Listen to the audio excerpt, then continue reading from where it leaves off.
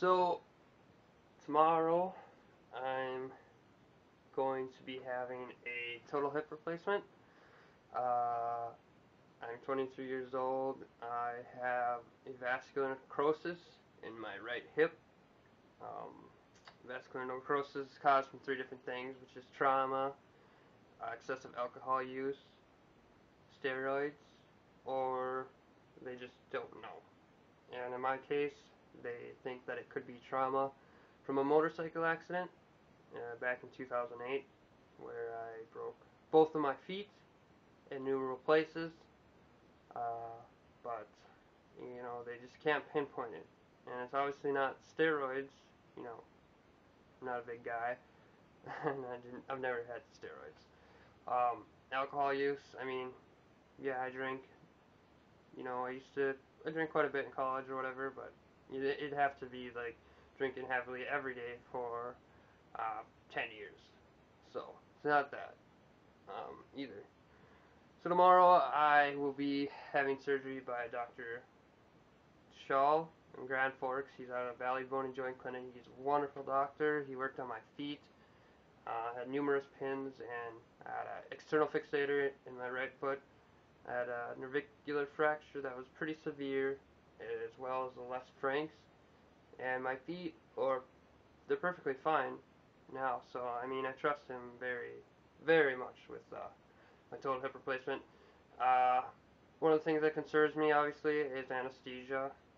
I don't like my life being in control of somebody else's hands. I like being in control. So that worries me. Also, anesthesia awareness, where you're paralyzed, you feel everything. I'm probably just paranoid about that. The chance of that is 0.1 to 0.2%. Uh, Also, I am nervous about when I wake up. Last time they did a core decompression on my right hip to see if that could work. Avoiding the total hip replacement, obviously, because I'm 23, and hips don't last that long. Fake ones. This one should last about 30 years, hopefully. Um, so I'm a bit nervous when I wake up from surgery because last time I had a lot of pain. I've been on the chronic painkillers for a while, so I developed a tolerance. They had me, I've tried Ultram, hydrocodone, oxycodone.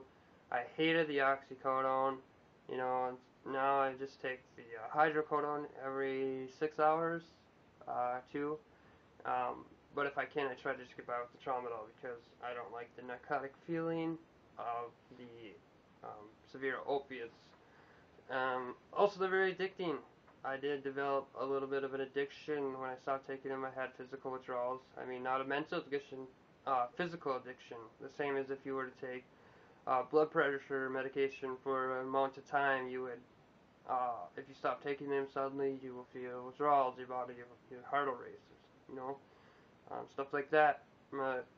Luckily, it was only a couple days for me, and I noticed tramadol. If I took tramadol, that would help with the withdrawals of the stronger ones. So I just took that. But anyways, tomorrow I have to be at the hospital in Grand Forks, North Dakota. All true. 7:30 a.m. So probably gonna be under the knife about 8:30, 9ish. The operation takes 2 hours. My grandmother, my mother will be there. Also, my wonderful girlfriend will be there. Probably when I wake up because she has to work half a day tomorrow. Um, she won't be there till about 11:30, 12. And by then I'll be in my room, probably crabby because I'm crabby from anesthesia, and crabby because I'll be in pain, obviously. And I'm not a big fan. The hospital there is pretty good, great, but some of the nursing staff, I know it's because they're very overpopulated there. They're busy, and it takes forever to get help, and they're kind of cranky. Some of them, not all of them. Some of them are wonderful, but yeah, it doesn't help that they're overpopulated. So hopefully the surgery goes well, and I will update you when I wake up. Record another video, let you guys know how it is. For you younger patients that want to know, I know when I was looking for YouTube videos of hip replacements, it's all older people, 35, 45, 50, 60, 70. Nobody in their 20s. So I decided I'd make a video for someone in their 20s. you know, or 19, you know. I'm not much older. I'm 23, so I'll show and tell you my experience. Again, I've been dealing with this since about a year and a half. Since I started feeling pain in my hip, and then I've been on crutches for 7 months. We tried the cord compression and other things. My job is I'm an electrician. I've had to be off of that. Thankfully, I have a really good person I know, a friend that owns a restaurant, and he let me do a catering business for him where I just kind of ran a till so I could have some income here while I was off being an electrician. I was also in the military. I was the infantry in the National Guard for 6 years. Between the ages of 17, I just got out right before this all happened. My contract was up. I didn't get a medical discharge. My contract was just up. I ETS. I'm now in the Ready Reserve. Hopefully, after my hip replacement, I can. I want to go full time in the Ready Reserve and eventually retire in the military, but and also stick with the electrician. So, again, thanks for watching. 23-year-old having hip replacement tomorrow, and I'll update you on that. Alright, peace.